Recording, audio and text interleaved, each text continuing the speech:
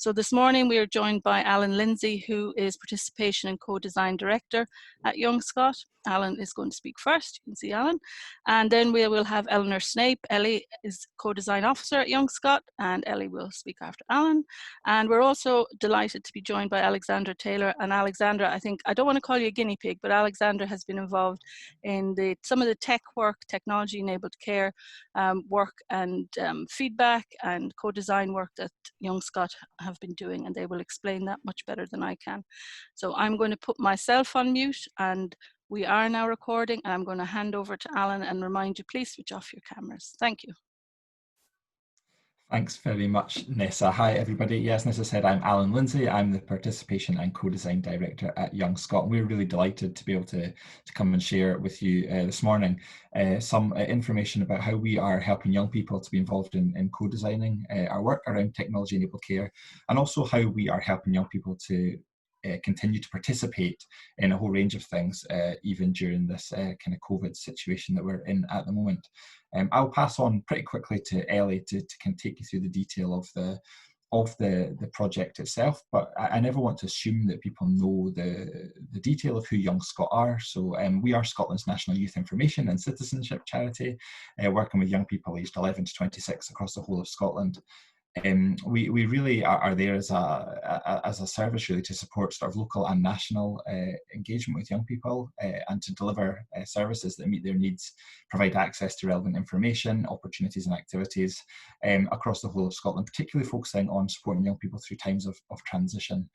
We have over 700,000 YoungScot National Entitlement Card members in Scotland, which is about 75% of the demographic age 11 to 25 as part of that. And we do a number of things to help young people across Scotland.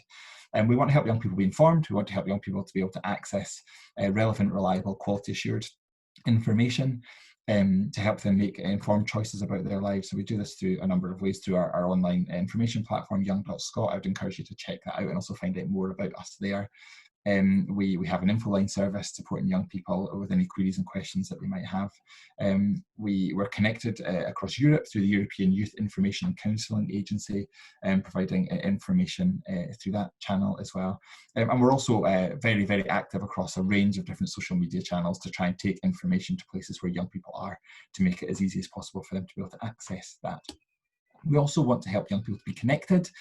So I've mentioned the YoungScot National Entitlement Card already, a card for all young people in Scotland aged 11 to 26, to help them access a range of discounts, entitlements, rewards and opportunities as well. We have a digital membership platform that young people can sign up for to find out more and to access these things as well.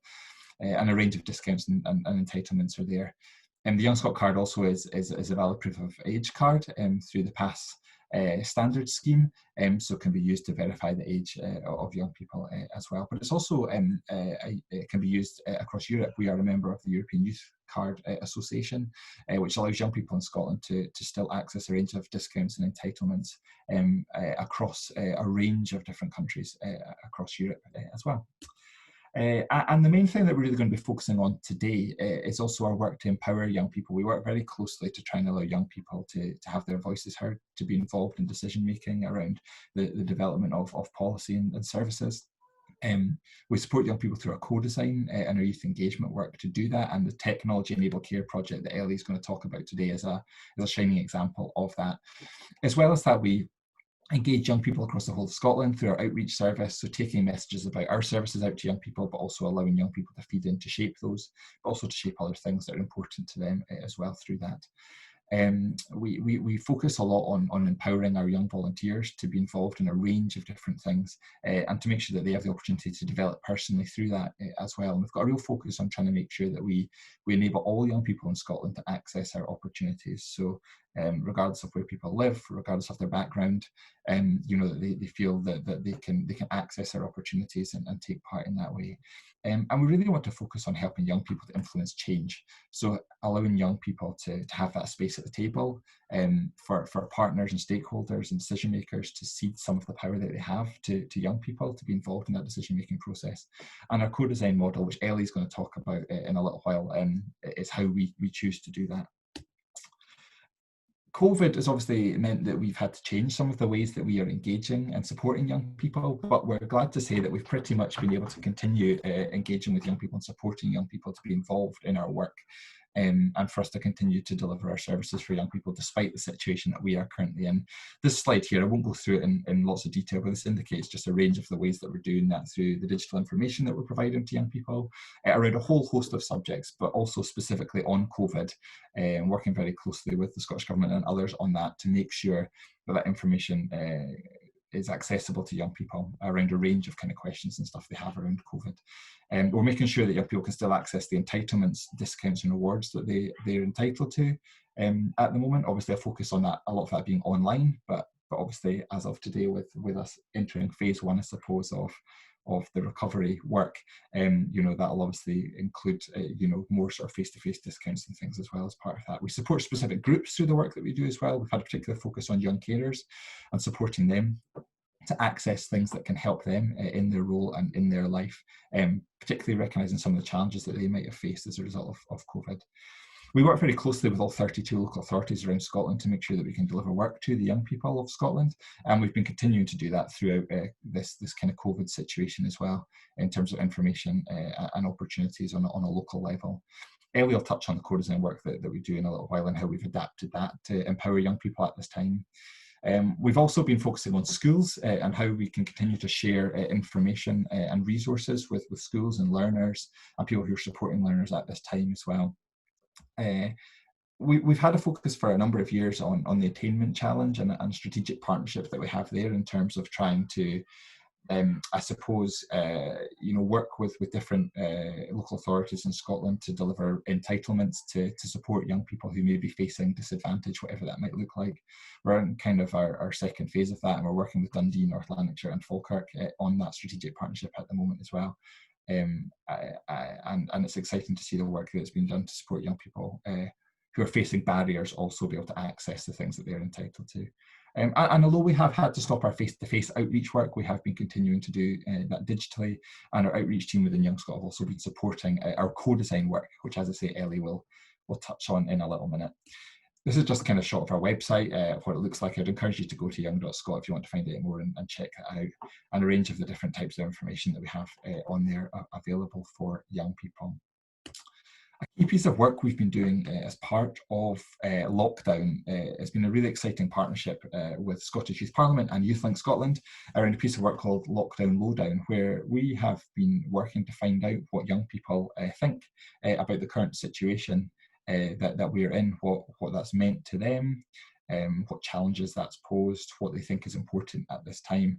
We surveyed about 2,500 young people as part of that in April, and asked them to tell us what they thought, and there was a whole wealth of stuff that came out of that.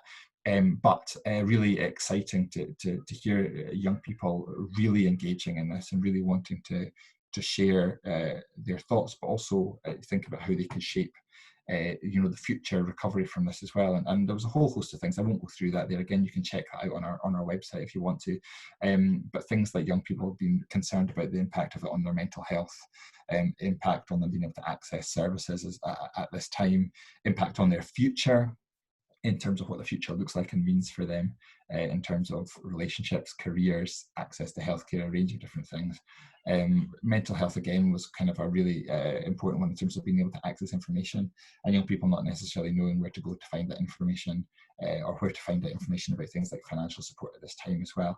Lots of amazing insight came out of that piece of work that we are continuing to explore. We've also been delivering sessions with young people to explore what lockdown has meant to them as well through our co-design methodology and our digital way of doing that now, which Ellie is going to kind of talk to you about in a little minute as well, before she launches into telling you more about our technology enabled care project. But please do check that out if you want to find out. We are always very keen to make sure that young people's voices are heard. It's not necessarily us talking, it's young people having their say, and we're very delighted that Alexandra's here today as well to do that around this subject as well. But please do keep your eyes peeled for more coming out of that as well, as we continue to engage young people around this, and then also what the recovery may look like as we move out out of this period.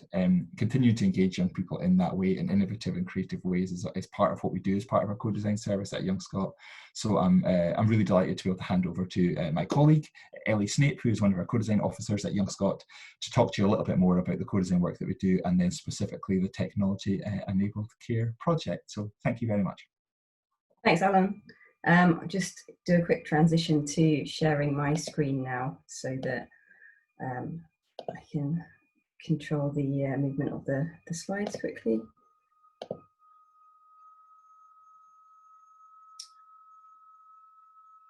There we go. So yeah, I'm just going to talk quickly about one of our projects, but just to preface that by talking through our co-design service quickly. So YoungScot have been doing co-design for quite a few years now. We've got a relatively large staff team within the organisation delivering co-design on a range of different projects. At any one time, we've probably got around 20 odd projects on the go, so it's quite a busy department. The way that we kind of run co-design generally is that we'll work with a partner organisation. Generally, they might approach us, but we also occasionally apply to do projects that go out to tender and stuff. And the partners have a question or issue that they would like young people to design a solution to or an answer to. So what we then do is we recruit a group of young people and take them through a design process to come up with a solution to whatever the issue might be. A range of topics we've done in the past, you know, stuff like education, assessment, mental health, the environment, loads of different topics that we've covered over the years.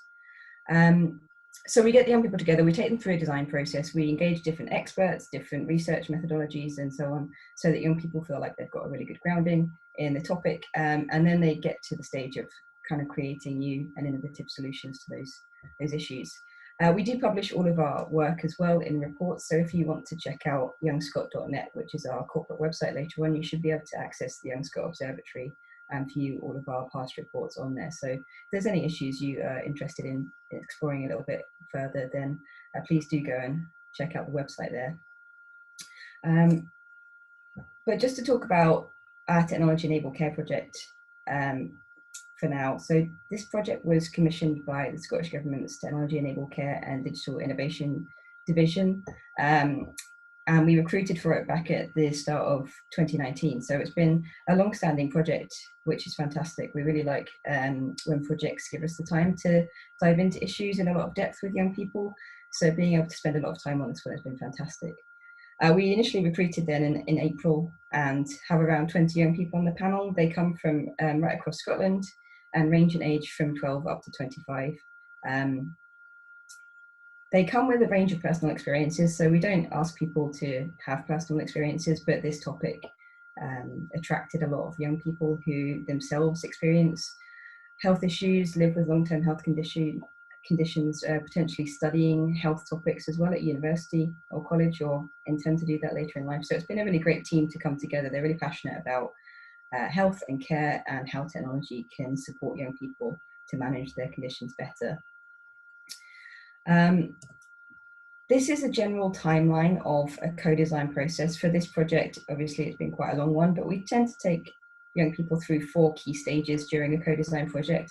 The first being explore, which is really about getting that foundation of knowledge for the young people. So I've got a few examples of what we do in each of these stages in a moment. I'll take you through in some more depth, but that's the first stage. Then we move on to our create stage, where we put ideas forward, and then reflect, which is a kind of evaluation process.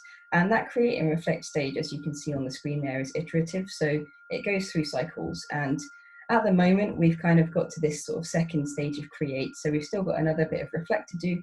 And then right at the end there, you can see the last stage is recommend. And that's where young people pull together their ideas, their recommendations, what they want to feed back to the partner organisation.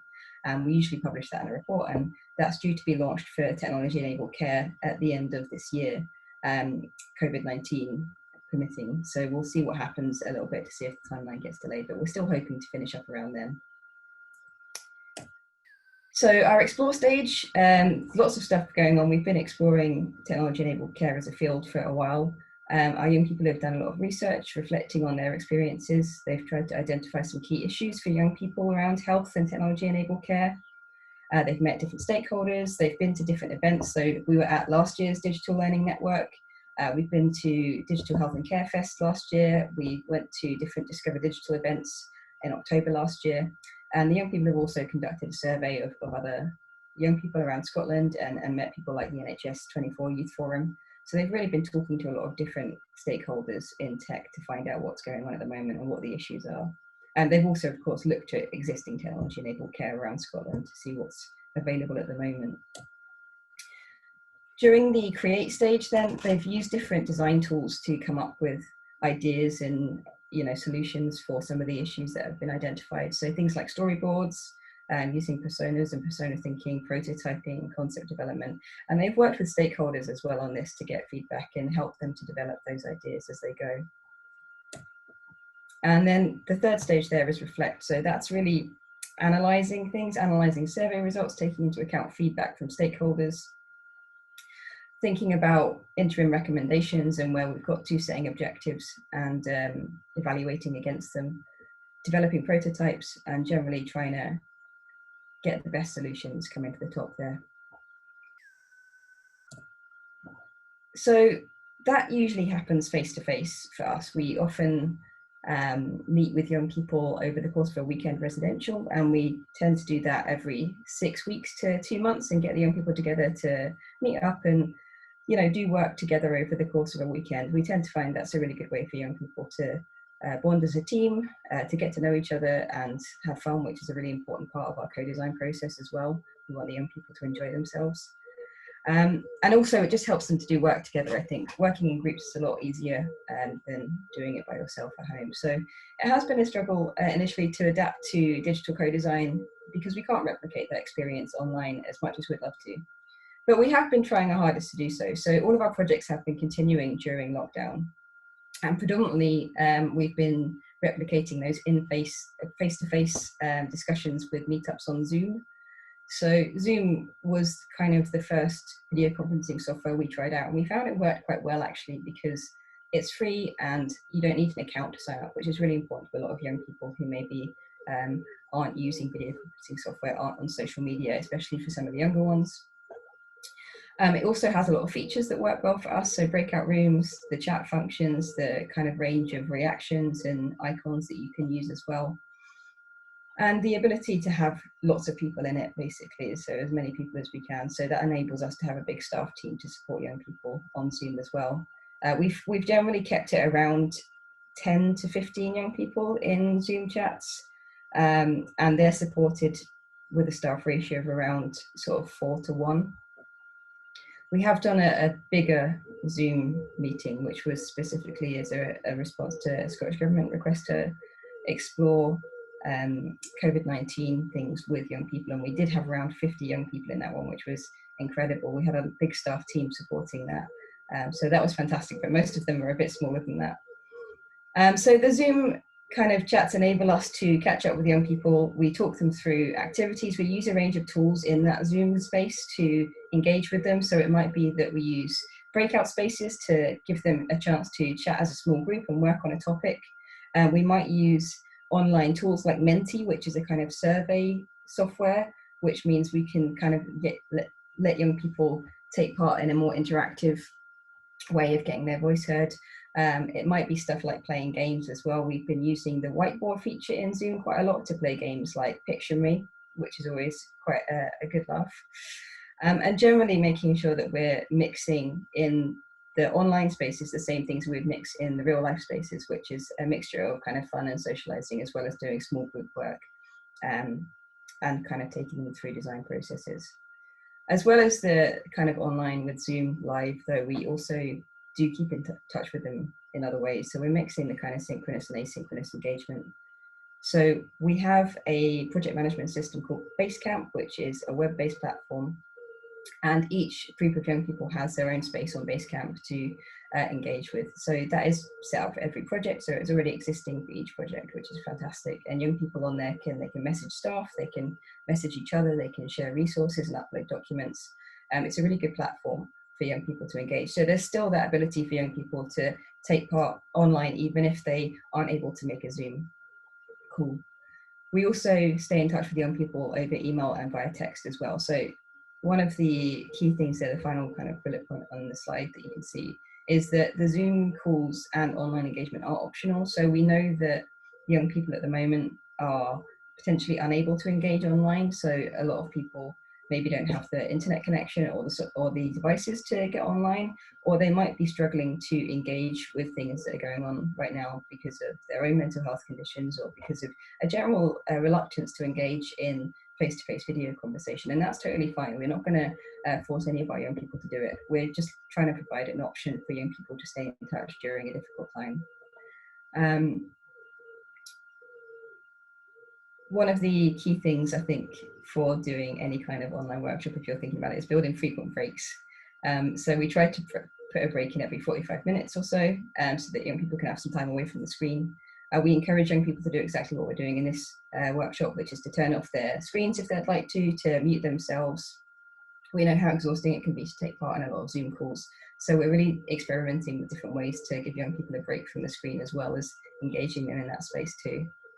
And we do try and set them objectives and tasks to complete at home as well. So if young people have got the capacity to do so and are interested in doing so, then they can do some work at home as well to work towards progressing the project.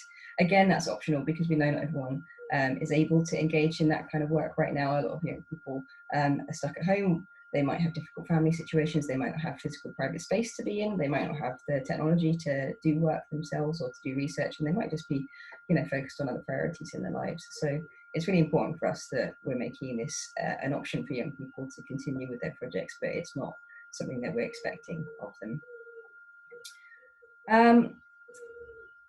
So finally, just to touch upon some of the things that the Technology Enabled Care Group have been doing during lockdown. We have met with them to continue working on their projects. So young people have been doing group work to progress their ideas at the moment. They're working on developing different solutions and different recommendations for technology enabled care and how it can support healthcare. And we're really excited to see the outcomes of those. We're going to have regular catch-ups with them on Zoom every month, basically over the next few months, to make sure they've got that opportunity to touch base with us and ask any questions. And we're also making sure that we're keeping in touch with those who aren't able to catch up on Zoom via text and email to make sure they still feel included and that they can still take part if they would like to. Scottish Government have been fantastic during lockdown. So we've been in touch with Scottish Government's Technology Enabled Care and Digital Division to talk about how the Technology Enabled Care panel can help during lockdown, really, because this is kind of a time when technology enabled care is more important than ever. And it's been fantastic that they've responded with coming to the young people for help with the Near Me, NHS Near Me video conferencing software. So that has been rolled out over Scotland over the last few months. It's been a fantastic effort on the part of the whole team to get that functioning across Scotland. It was something that our young people were really keen to happen anyway. So to see it sort of now being pushed across the whole country is absolutely brilliant. And our young people have recently been working with the team at Scottish Government to kind of feedback on the Near Me website and to think about what frequently asked questions young people might have about getting involved. And we've been working with our team at YoungScot as well to promote video conferencing and Near Me to young people who maybe are trying to get access to their GPs at the moment as a way of doing that without physically going there. We've also had our Technology Enabled Care panel take part in some of YoungScot's content. So you've got a screenshot here of one of our young people, Abby, doing an Instagram video. So she's been contributing, as the whole team have, to different initiatives that YoungScot have been running to involve young people in creating content and talking to their peers during lockdown to give tips and advice and share their experiences.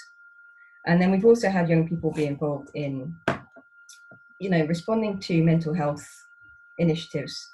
So we've had this one, Call to Talk, which was running in a few different local authorities, and I believe they were interested in expanding that. And so Scottish Government came to the young people that we work with to say, what do you think of this software? And indeed have asked them for input into other kind of mental health technology enabled care that they have been using to support themselves and that their peers have been using to support themselves during lockdown. And we've been able to feed that back to Scottish Government to help inform their thinking and their prioritisation with regard to how which tech should be funded and how it should be rolled out.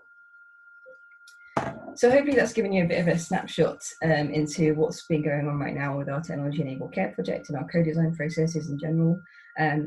If you've got any questions, just put them in the chat and we'll pick them up hopefully at the end.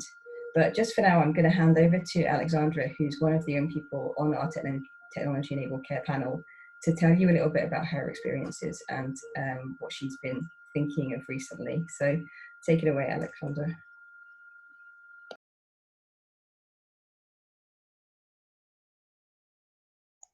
Sorry, I forgot to actually unmute myself. Great. So on we go. Thank you, Ellie, for that one.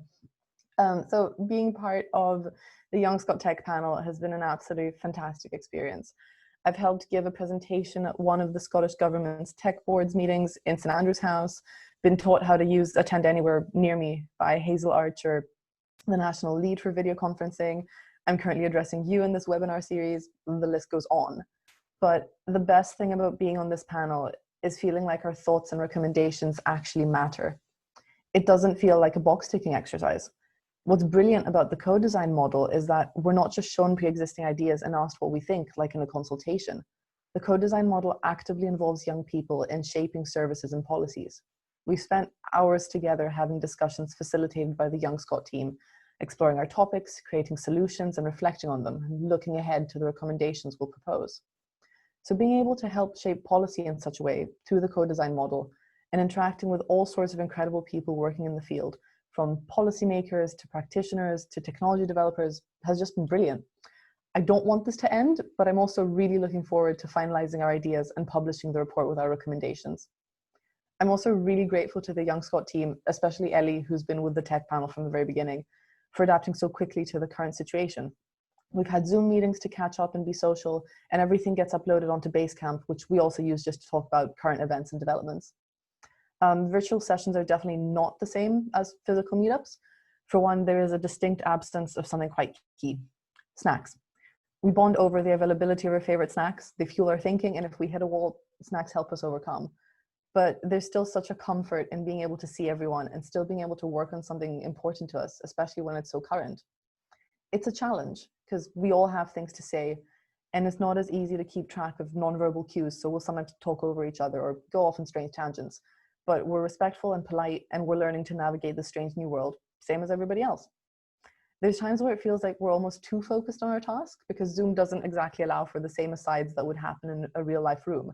But the YoungScot team break up our work sessions with quizzes and games like Pictionary. Pictionary is amazing. It's fun and games and a whole lot of interesting work for the greater good. And Scotland has a lot of people who care about the greater good. I think that coronavirus has shown how lucky we are to be in Scotland, where passionate, intelligent people with great foresight have put tech systems and pathways in place. The coronavirus response has also shown that scaling up the use of tech is definitely possible, as we've seen from the massive increase of people using phone and video consultations. Like Ellie said, increasing the use of Near Me was actually one of the first recommendations we came up with. So it's been quite satisfying to see how well it's been picked up, though ideally that would have happened without a pandemic. We'll have to reassess, reevaluate, and reprioritize work when this is over, but it should be clear to everyone now that tech is here to stay and that it comes with so many benefits. These benefits are especially obvious to young people, since most of us use technology and technology-enabled care on a daily basis, and are almost scarily quick at picking up new tech. Young people are current and future users of these services, so they should definitely be involved in creating them through deliberative engagement processes, such as YoungScot's co-design model. The target population of users for any service should always be included in the decision-making process, and I'm really glad the Scottish Government is actively involving young people in these decisions. And there is real value in involving young people in decision-making. Services and policies already affect us, or they soon will, depending on how old of a young person you are. It's a cliche, but it's true. Young people are the future. Why would you not involve us in services and policies that affect our lives? Plus, our experiences are different to older people's experiences. That's something that holds true across generations. Shared events are not the same as shared experiences. Take COVID-19. It's a shared event, but young people still in education, without jobs, at pivotal times of their lives, are experiencing it differently to older people who are more likely to be at more stable points of their lives. Young people see things through a different lens. On the tech panel, I've met some incredibly passionate, hardworking, wise beyond their years young people with different backgrounds, experiences, and knowledge. But we all want the same thing: to make Scotland a better place. Thank you. So turning to some of the questions that we've had in the chat. So I think the first one was, How do children get a YoungScot card, national entitlement card currently? Does this come via school? Think usually part of P7 transition process. Alan or Ellie, do you want to answer that one?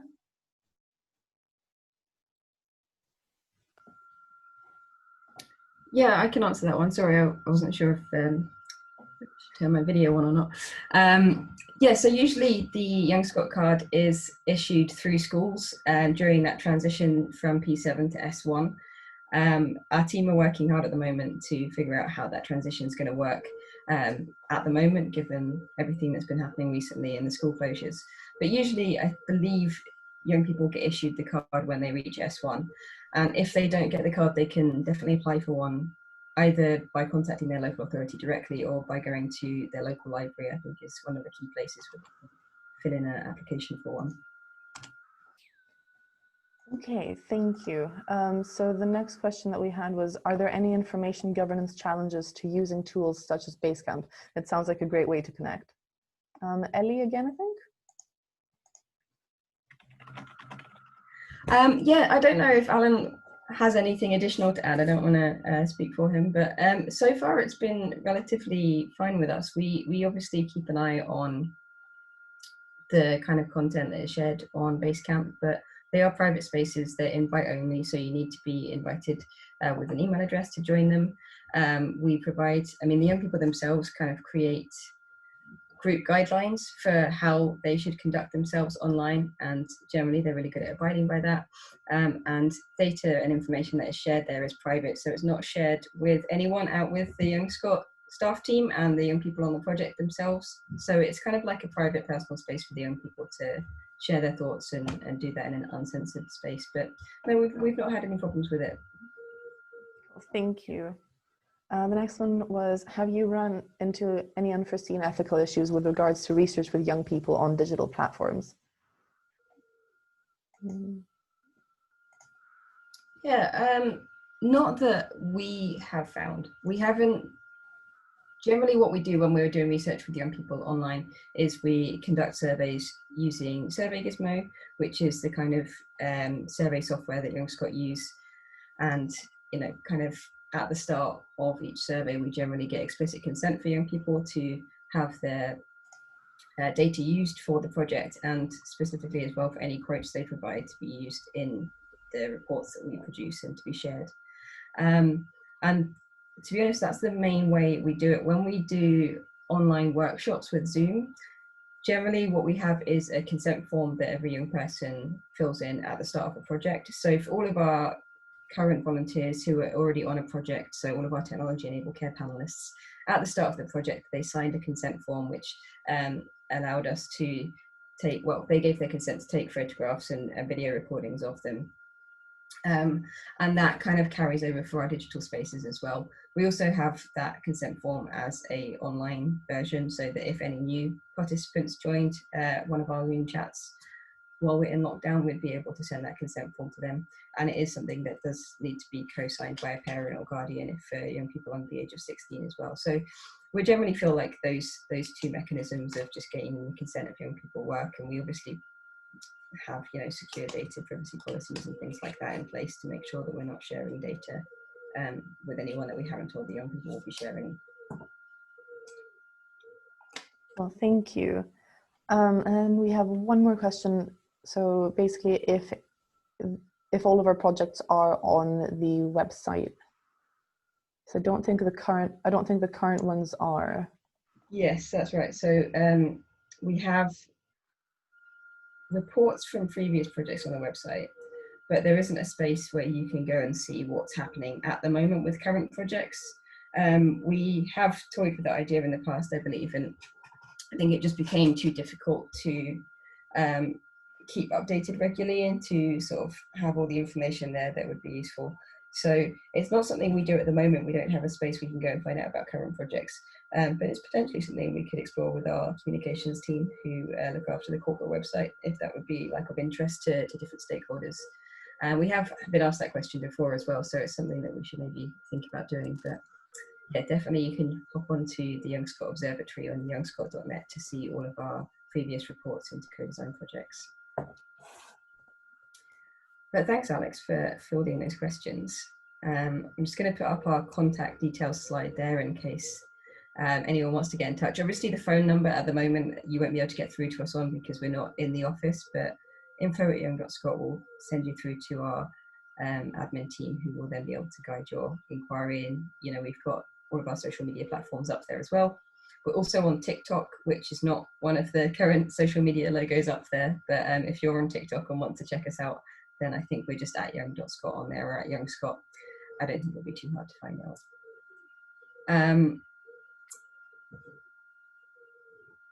I'm just going to turn my camera on to say thank you so that you can see my face again.